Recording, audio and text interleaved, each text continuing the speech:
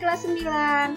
Pelajaran IPA kita kali ini akan membahas tentang kehidupan organisme tanah, masih bersama dengan Ustazah Roma.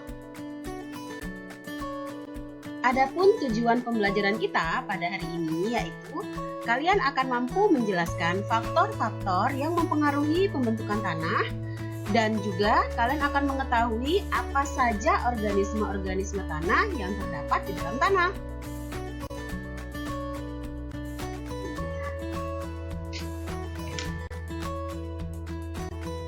Faktor yang pertama adalah iklim.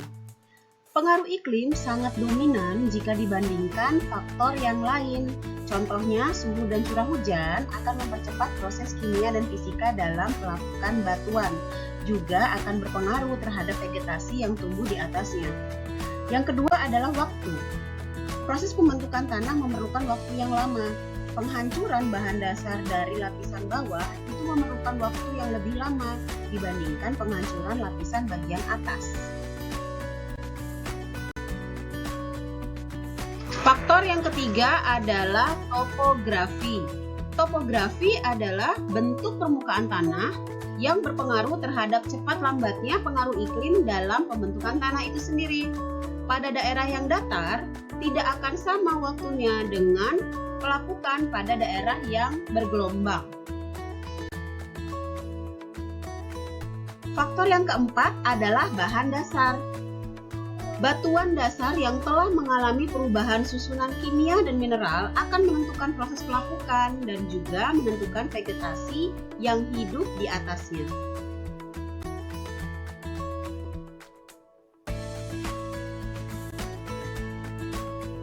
Organisme tanah yang pertama adalah hewan tanah. Apa saja sih hewan tanah itu? Hewan tanah adalah hewan-hewan yang tinggal menetap atau sementara di dalam tanah.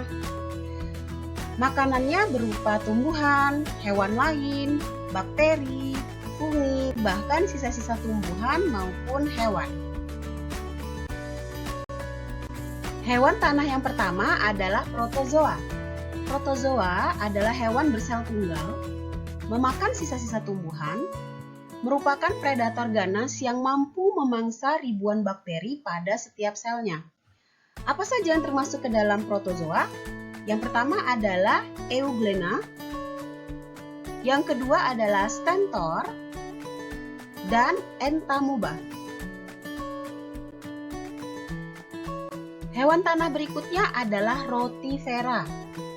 Rotifera bentuknya sangat mikroskopis, habitat berada di tanah yang lembab, dan memakan alga, protozoa, juga nematoda.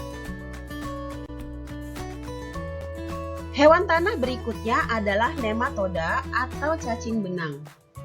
Nematoda habitatnya sangat luas dan ada di hampir setiap jenis tanah.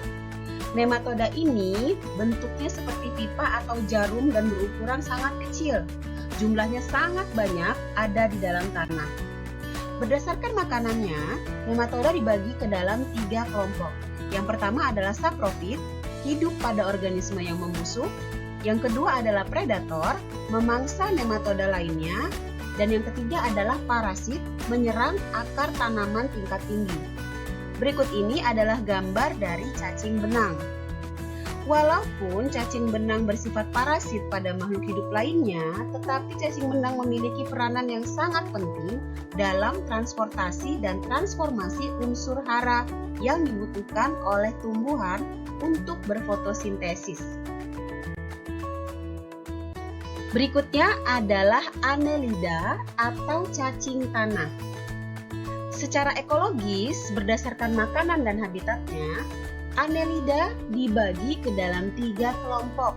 Yang pertama adalah kelompok epigei, hidup pada serasah daun dan cenderung tidak membuat lubang pada tanah. Contohnya Lumbricus rubellus. Yang kedua adalah kelompok endogei, hidup pada lapisan tanah dan memakan tanah yang kaya akan bahan organik. Contohnya Allelobovora chlorotica. Yang ketiga adalah kelompok anezik, hidup pada lubang-lubang vertikal di dalam tanah. Contohnya Lumbricus terrestris.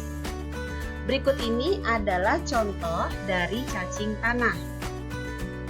Cacing tanah memiliki ciri yang sangat khas, yaitu tubuh bersegmen atau berruas-ruas.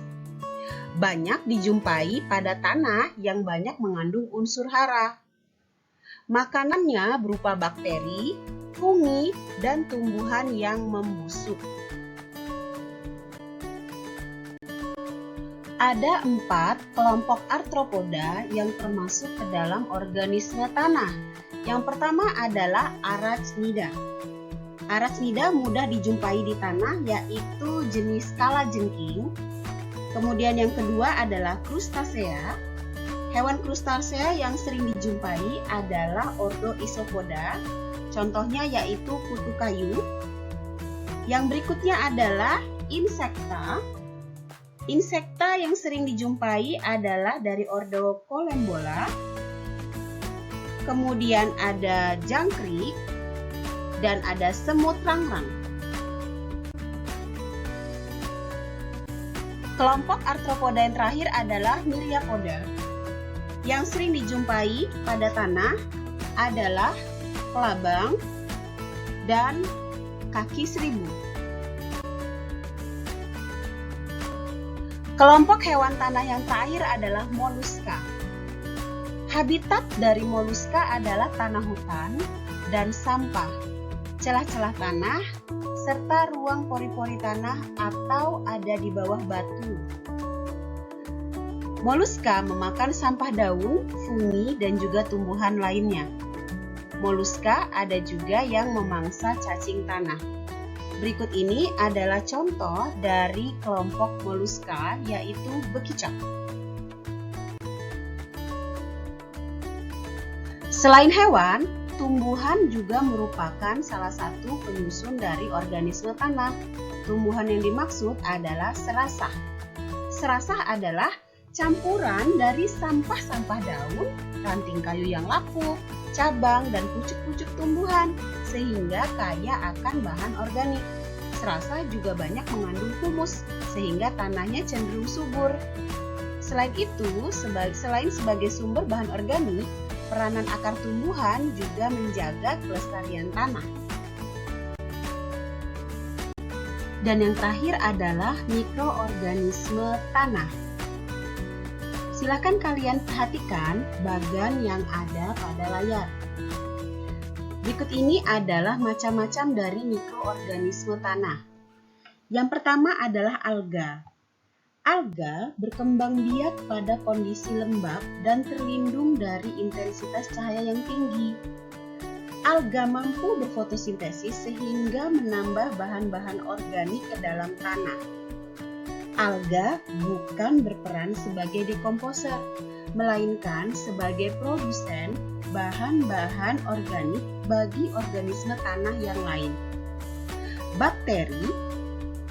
Bakteri memiliki kemampuan untuk mengurai pestisida dan herbisida, sehingga mencegah timbunan bahan-bahan kimia yang ada di dalam tanah.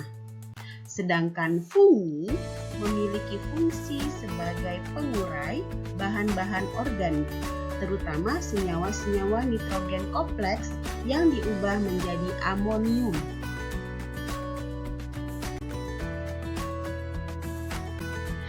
Nah, adik-adik, kalian sudah tahu kan apa saja organisme tanah dan berapa banyak mereka bekerja sama tolong-menolong untuk membuat tanah tetap subur, mulai dari menghasilkan unsur hara hingga menguraikan organisme yang sudah lapuk ataupun sudah mati menjadi unsur-unsur hara kembali.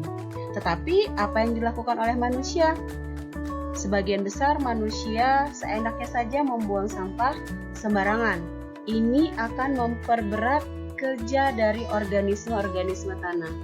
Jika sudah demikian, imbasnya adalah diri kita sendiri. Kita yang akan merugi jika ekosistem rusak karena sampah yang diakibatkan oleh ulah manusia. Yang akan kita lakukan adalah mulai sekarang, mulai dari diri sendiri, kita harus menjaga kebersihan lingkungan dengan cara membuang sampah pada tempatnya. Sekian pelajaran kita hari ini ya. Tetap tetap semangat dan jaga kesehatan. Assalamualaikum.